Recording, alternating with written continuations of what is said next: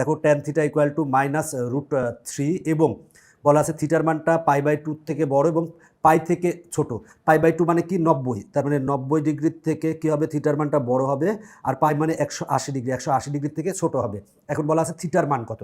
তো সহজভাবে তুমি আগে এগুলাকে ডিগ্রিতে পরিণত করো, করে দেখো যে কোনটা এই সীমার মধ্যে আছে, কোনটা এই সীমার মধ্যে আছে সেটা আমরা যদি পরিণত করতে চাই তাহলে 5 × পায়ের মান আমরা জানি 180 ডিগ্রি, আর ভাগ হচ্ছে 3 সমান আসছে কত 300 ডিগ্রি।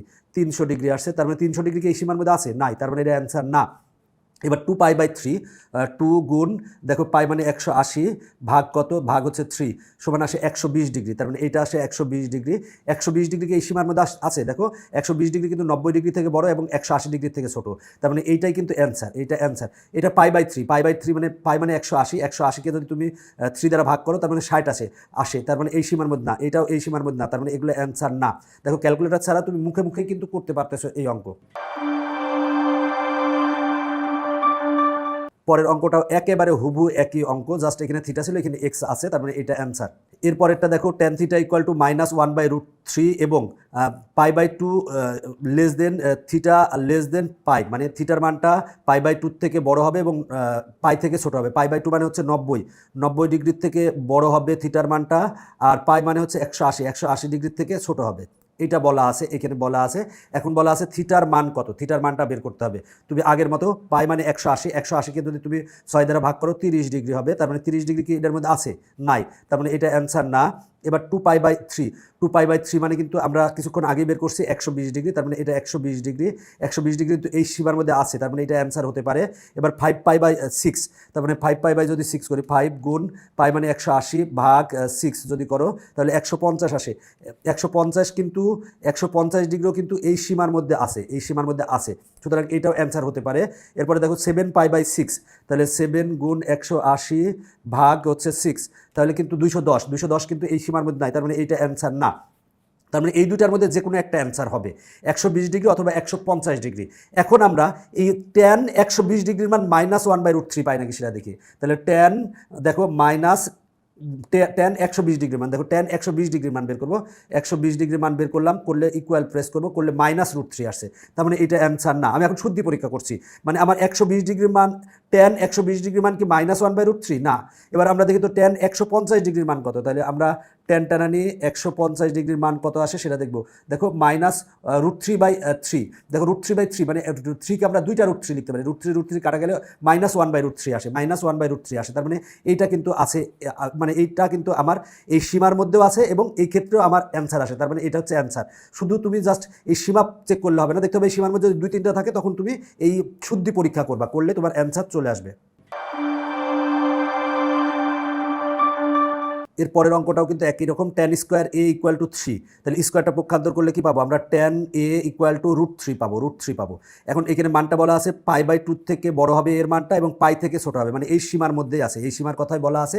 এখন এর মান বের করো, তাহলে π/6 এই সীমার মধ্যে আছে, π/6 মানে 30 ডিগ্রি, তার মানে এটা অ্যান্সার না। π/4 মানে 45 ডিগ্রি, এটাও অ্যান্সার না। π/3 মানে হচ্ছে 60 ডিগ্রি, এটাও অ্যান্সার না। এবার 2π/3 সমান কত আসে দেখি তো, 2 গুণ পাই মানে 180 ডিগ্রি, 180 ডিগ্রি ভাগ হচ্ছে 3, ভাগ 3 সমান আসে 120 ডিগ্রি। 120 ডিগ্রি কিন্তু এই সীমার মধ্যে আছে, তার মানে একটাই দেখতে পাচ্ছি, তার মানে এটা অ্যান্সার হবে। তুমি যদি ট্যান 120 ডিগ্রি মান বের করো, ট্যান 120 ডিগ্রি মান বের করো, তাহলে কত আসে দেখি, 120 ডিগ্রি মান বের করো, করলে আসে হচ্ছে -√3, এখানে √3 আছে, যেহেতু দ্বিতীয় চতুর্ভাগের ক্ষেত্রে মাইনাস আসে, তাই মাইনাস আসছে, তার মানে এইটাই অ্যান্সার। এবার আমরা এই অঙ্কটা দেখবো, ট্যান থিটা ইকুয়াল টু -1, এখন বলা আছে থিটার মানটা 0 ডিগ্রির বড়, পাই থেকে ছোট, পাই মানে 180 ডিগ্রি থেকে ছোট হবে, 180 ডিগ্রি থেকে ছোট হবে, তার মানে π/4 কিন্তু এই সীমার মধ্যে আছে, π/4 মানে হচ্ছে 45 ডিগ্রি, 45 ডিগ্রি কিন্তু এই সীমার মধ্যে আছে, তার মানে এটা আমার অ্যান্সার হতে পারে মনে করি। আচ্ছা 3π/4, তাহলে 3 × পাই মানে 180 ভাগ হচ্ছে 4 সমান আসে কত, 135 ডিগ্রি, 135 ডিগ্রি কিন্তু এই সীমার মধ্যে আছে। এবার 5π/4, 5 লিখবো, 5 × 180 ভাগ হচ্ছে 4, তাহলে কত আসে, 220 ডিগ্রি, 225 ডিগ্রি, 225 ডিগ্রি কিন্তু এই সীমার মধ্যে নাই, কারণ 180 ডিগ্রি থেকে বড় হয়ে গেছে। এইটার ক্ষেত্রে দেখি সেটা হলো 7 × পায়ের মানে 180 ভাগ 4, তাহলে আসে কত, 15 ডিগ্রি, তার মানে 315 ডিগ্রি 180 ডিগ্রি থেকে বড়, তার মানে এটা অ্যান্সার না। তাহলে এইটার মধ্যে অ্যান্সার হবে। তাহলে আমরা দেখব ট্যান 45 ডিগ্রি মান -1 নাকি, ট্যান টানানি 45 ডিগ্রির মান কত, দেখো +1, তার মানে এটা অ্যান্সার না। তার মানে এবার ট্যান 135 ডিগ্রি মান দেখবো, তার মানে ট্যান টানানি 135 ডিগ্রির মান কত আসে দেখি, -1 আসে। ট্যান টানানি 135 ডিগ্রির মান -1 আসে, তার মানে এটা অ্যান্সার।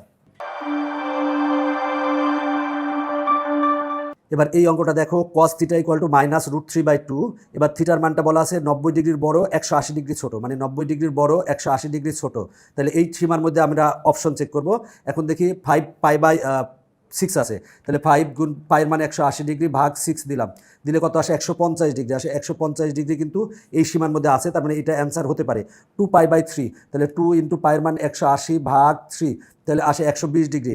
120 ডিগ্রি কিন্তু এই সীমার মধ্যে আছে, এই সীমার মধ্যে আছে, তার মানে এইটাও অ্যান্সার হতে পারে।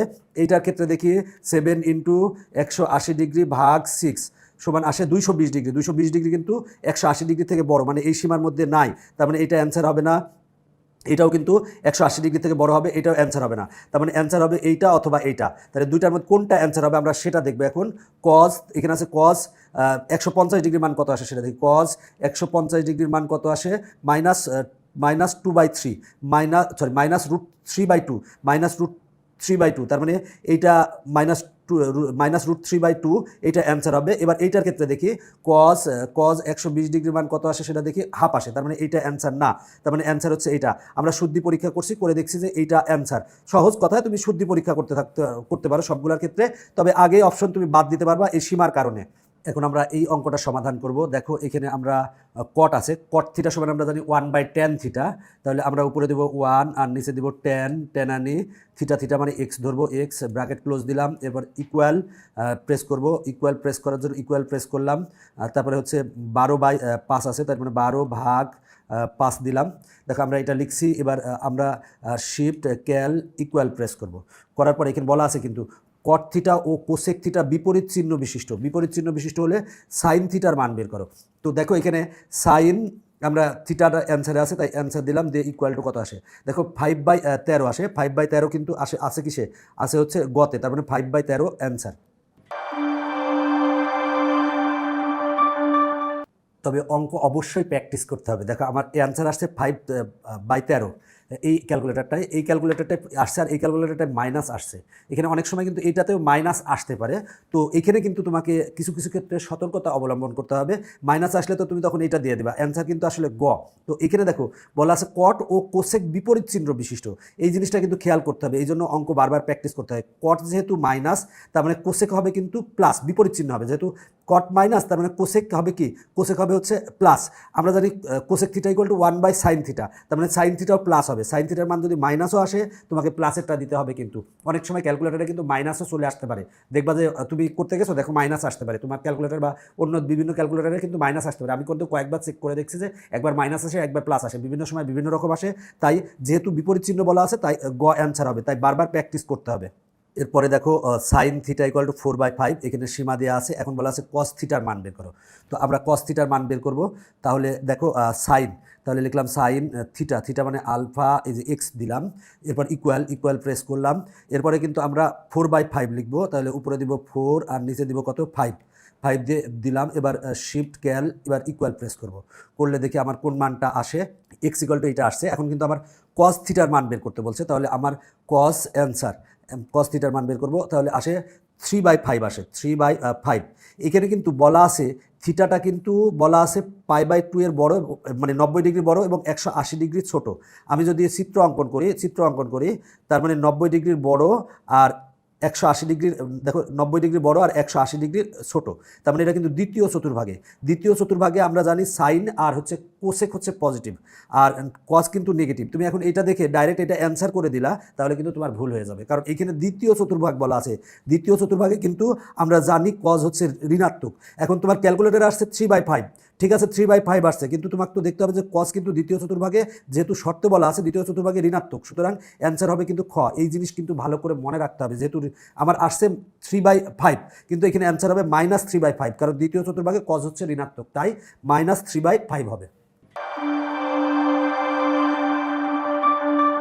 এই জন্য বলি বারবার অঙ্ক প্র্যাকটিস করতে হবে। তুমি যদি প্র্যাকটিস না করে শুধু ক্যালকুলেটর নির্ভর হও তাহলে কিন্তু ভুল করবা। এরপরে দেখো বলা আছে সাইন থিটা, তাহলে সাইন থিটা দেখো আমরা কিন্তু বলে দিতে পারতাম যে একটা দুইটা করে বলতে পারতাম যে তুমি বাকিগুলো করে নিও, কিন্তু আমি প্রতিটা করে দিচ্ছি যাতে তোমাদের উপকারে আসে। ইকুয়াল দিলাম, এবার আছে 4/5, উপরে দিব 4, নিচে দিব হচ্ছে 5 দিলাম। দেওয়ার পরে এবার শিফট ক্যাল প্রেস করে ইকুয়াল প্রেস করবো, তাহলে এখান থেকে আমার থিটার মান আসবে, থিটার মানটা ক্যালকুলেটরে সেভ থাকবে। বা টেন থিটার মান বের করতে বলছে, তাহলে টেন আনি থিটা, থিটা মানে অ্যান্সার দিলাম, দিলে ইকুয়াল টু কত আসে 4/5 আসছে। দেখো 4/5 এইখানেও আছে 4/3 আসছে, সরি 4/3 এখানে আসছে, আর এখানে -4/3 আছে। এখন অ্যান্সার এইটা হবে না এটা হবে, আমরা সেটা বুঝবো। দেখো এইখানে আছে কি দ্বিতীয় চতুর্ভাগ আছে। দ্বিতীয় চতুর্ভাগ কীভাবে দেখো, এখানে বলা আছে 90 ডিগ্রির বড় এবং 180 ডিগ্রি মানে ছোট, তার মানে কিন্তু দ্বিতীয় চতুর্ভাগ। দ্বিতীয় চতুর্ভাগ 90 ডিগ্রির বড় আর 180 ডিগ্রি ছোট মানে দ্বিতীয় চতুর্ভাগ। দ্বিতীয় চতুর্ভাগে সাইন আর কোসেক হচ্ছে পজিটিভ, ট্যান কিন্তু নেগেটিভ, ট্যান কিন্তু দ্বিতীয় চতুর্ভাগে নেগেটিভ। সুতরাং আমার এটা অ্যান্সার আসছে, তুমি যদি এটা অ্যান্সার দিয়ে দাও তাহলে কিন্তু তুমি একটা মানে ফেমবিন চশমা পেয়ে যাবা। সুতরাং অবশ্যই বুঝতে হবে যে এটা কোন চতুর্ভাগে আছে, সেই অনুযায়ী তুমি অ্যান্সার করবা। তার মানে অ্যান্সার হবে হচ্ছে ক। কেন ক অ্যান্সার হলো? কারণ দ্বিতীয় চতুর্ভাগে ট্যান হচ্ছে ঋণাত্মক, তাই মাইনাস হবে। এখন ক্যালকুলেটারে প্লাস আসছে, প্লাস আসলে প্লাস বসানো যাবে না। এর পরেরটা দেখো সাইন এবং কস বিপরীত চিহ্ন বিশিষ্ট। কস দেওয়া আছে হচ্ছে -1/√3। কোসেক এর মান কত? কোসেক এর মান বের করতে হবে। এখানে কিন্তু বলা আছে কস যেহেতু সাইন এবং কস যেহেতু বিপরীত চিহ্ন বিশিষ্ট, তাহলে কস যেহেতু মাইনাস দেওয়া আছে তার মানে সাইন কিন্তু কী হবে? প্লাস হবে, সাইন প্লাস হবে। তার মানে কোসেক থিটা সমান আমরা জানি 1/sin থিটা, তার মানে কোসেক থিটার কিন্তু আমরা প্লাস মানটা নেব, মাইনাস মানটা নিতে পারবো না। আসো দেখি আমরা ক্যালকুলেটারে দেখি কি বলে। সেটা হলো যে কস আমরা এক্স দিব, এক্স দিলাম, এরপরে হচ্ছে ইকুয়াল দিব। অবশ্যই মেমোরি কিন্তু ক্লিয়ার করে নেবা, না হলে কিন্তু ভুল হবে। তারপরে মাইনাস, এরপরে হচ্ছে 1/√3, 1/√3, তাহলে √3 দিলাম। দেওয়ার পরে এবার আমরা কি প্রেস করব? শিফট ক্যাল প্রেস করে ইকুয়াল প্রেস করব, করলে আমরা এর মান পাবো। এর মান যেটা পাবো, এরপর আমার বের করতে হবে কি কোসেক এর মান। আমরা কোসেক এর সমান কি জানি? 1/sin এ জানি, তাহলে উপরে দিব 1 আর নিচে দিব সাইন, তাহলে সাইন এর অ্যান্সারে মানে এর মানটা সেভ করা আছে। এবার ইকুয়াল প্রেস করব, করলে আসছে -1.224। এখন দেখো এখানে কিন্তু আমার বলায় কস যেহেতু মাইনাস, এখানে কিন্তু সাইন প্লাস হবে, কারণ বলা আছে সাইন আর কস বিপরীত চিহ্ন বিশিষ্ট। কস যেহেতু মাইনাস তার মানে সাইন প্লাস হবে, তার মানে যেহেতু কোসেক থিটা সমান আমরা 1/sin থিটা জানি, তার মানে সাইন প্লাস হবে। তার মানে এখানে মাইনাস মান আসছে, তার মানে মাইনাসটা হবে না, হবে হচ্ছে প্লাস। তার মানে এই মাইনাসটা হবে না। এবার দেখি আমরা অপশনে কোনটা এটা আসে। আমরা গণক যদি অপশন চেক করি, √3 যদি ভাগ দেই, ভাগ √2, তাহলে √2 দিলাম, ইকুয়াল কত আসে দেখি। ইকুয়াল এইটা যদি প্রেস করি 1.224 আসে, তার মানে এটা অ্যান্সার, এটা অ্যান্সার। এখানে কিন্তু তোমার ক্যালকুলেটারে মাইনাস আসছে, মাইনাস আসলে হবে না। এই জিনিসগুলো কিন্তু খেয়াল করতে হবে তোমাকে বারবার। এই অঙ্কটা আর এই অঙ্কটা সেম। এই অঙ্কটার অ্যান্সার ছিল -4/3, এইটারও -4/3, কোনো পরিবর্তন নাই।